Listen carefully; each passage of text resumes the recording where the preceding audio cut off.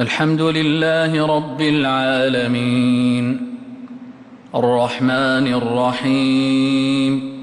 مالك يوم الدين إياك نعبد وإياك نستعين اهدنا الصراط المستقيم صراط الذين أنعمت عليهم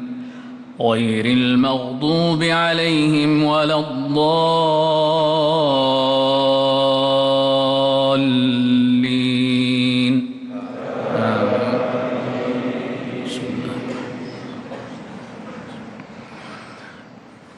لا أقسم بيوم القيامة ولا أقسم بالنفس اللوامة أيحسب الإنسان أن لن نجمع عظامه بلى قادرين على أن نسوي بنانه بل يريد الإنسان ليفجر أمامه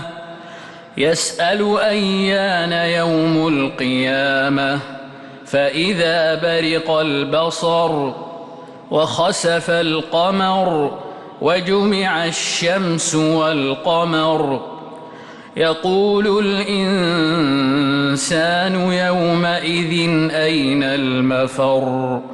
كلا لا وزر إلى ربك يومئذ المستقر ينبأ الإنسان يومئذ بما قدم وأخر بل الإنسان على نفسه بصيرة ولو ألقى معاذيره لا تحرك به لسانك لتعجل به إن علينا جمعه وقرآنه فإذا قرأناه فاتبع قرآنه ثم إن علينا بيانه كلا بل تحبون العاجلة وتذرون الآخرة وجوه يومئذ ناظرة إلى ربها ناظرة ووجوه يومئذ باسرة تظن أن يفعل بها فاقرة كلا إذا بلغت التراقي وقيل من راق وظن أنه الفراق والتفت الساق بالساق إلى ربك يومئذ المساق فلا صدق ولا صلى ولكن كذب وتولى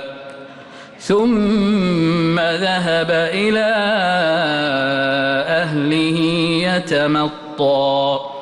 أولى لك فأولى ثم أولى لك فأولى أيحسب الإنسان أن يترك سدى ألم يك نطفة من مني يمنى